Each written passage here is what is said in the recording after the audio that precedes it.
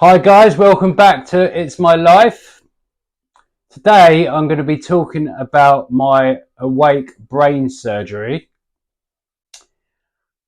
I was very fortunate that one of the top surgeons in the UK was doing my surgery. And I thank him and his team for basically saving my life. I first met Mr. Grundy in his office where he was going through. He gave me two options. I could have a biopsy or I could have the full-on surgery. Either way, they have to open up my skull, and biopsy will just go in there, get a bit of the tumour, and then they go test to see what stage it is or if it's benign, cancerous, or do the surgery. He gave me a week or two to think it over, and just when I decide, go into call his receptionist, and then we will move forward with the operation or biopsy, whichever the chosen one was. I chose the surgery because I thought it was, if they were opening my head up, I might as well have the whole shebang done. So there we went from there. I got when I was in his office, he was he explained what the procedure and how the brain works and how different sections. This is in my words, how different sections work, and like, because mine was on my left motor nerve, which controls your opposite side. That's how the brain works. So it controls your opposite side. So I was all down my right hand side. That's why I have seizures, and it affects my right hand side. So I just found it was like a control center for the whole body, which I found really interesting. But at the same time, I was worried. I'm going to talk about now, go into the operation, the day of the operation, the morning. I was traveling up. It takes about an hour to get to the hospital. I was traveling up, and I was just listening to my music. I remember just being in like a zone and being driven by parents, and I don't know what they were thinking. It must have been really scary now looking back at it for them, knowing that their son was going in to have brain surgery, and they knew what could happen. So we got to the hospital, and I remember just being in a cubicle. So I put my gowns on and stuff like that. I was first up, and I had to sign a bit of like a consent form of what's going to happen in my operation. So I signed it, and at the time, I remember reading it, but it was all a blur.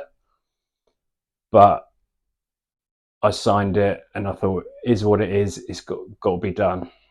I think I was in a bit of a zone, because when the porter come to take me down in my bed, I just remember laughing with him, and I think he went through the double doors, and he hit the bed with the doors. Did no damage to anyone or the doors, but I just remember laughing and saying or thinking, "Oh, lucky that wasn't my head." But and we were just laughing. Maybe it was my mindset at the time. I do not know, but I can just remember laughing going down. And when I think back, that was the most scariest time of my life I've ever experienced. and I'm laughing. So I don't know why that was, but a bit weird in the head, but maybe that explains it. I then went into a room, met my anaesthetist, and then was speaking to him. Nice guy. He's a very important person throughout the procedure.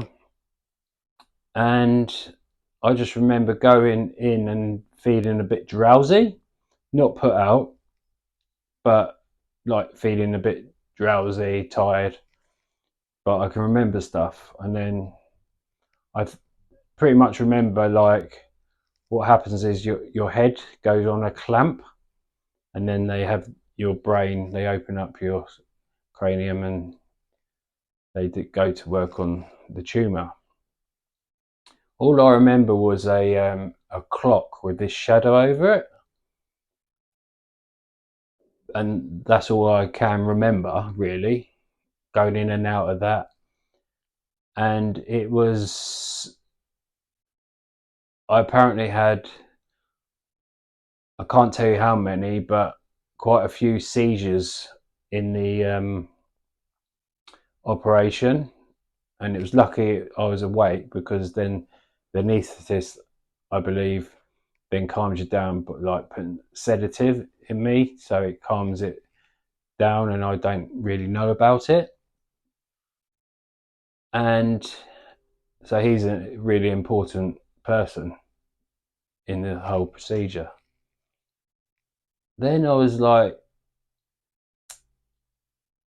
yeah, so I couldn't really remember much apart from this clock and this light shadow over it.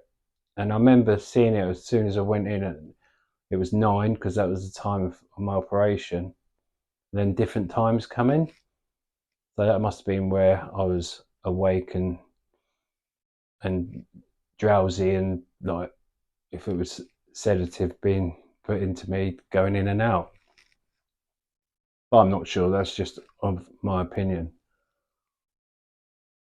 The worst part of it was actually when I must have been coming round a bit, because I felt the pain of the staples when they stapled my skull back together, and that was the worst pain. And getting them taken out was bad as well.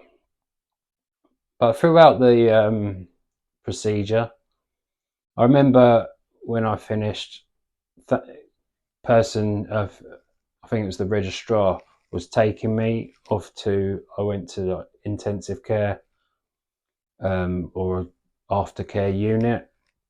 And I remember thanking him, like saying, thank you very much. Like I was so happy, and like obviously I wasn't with it, but like I was so grateful for what they have done. So I went into the intensive unit or the aftercare unit, and then I had a couple more seizures. And then after that, I went up to the ward where my mum and dad were.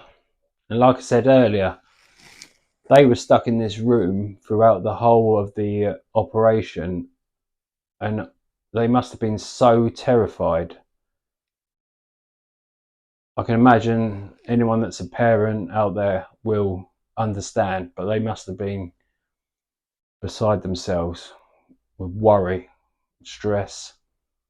And then the surgeon and his team, part of his team, went and saw my parents after the operation explained, took them to the ward, and then I come later up to the ward. My next video is going to be about the ward, because it was a really interesting experience, and there's some things that are quite funny that happened, and what I was like afterwards for a bit. And I think you'll enjoy it. Make it a little bit more enjoyable for me, and laughing, because as you can imagine, saying this is hard, and just off the top of my head, and I'm not going to edit this one because it's from my own memory, which isn't that great, as you can imagine. And I don't want to edit it because this is from the heart, my memory, and it's been hard to talk about this. So hope you appreciate it. If you did like it, press the like button, subscribe if you're new, and leave any comments, especially around my operation and anything about the cancer, because it helps me then produce more videos, which if it helps one person, I'll be grateful. Right, catch you later, guys. Adios.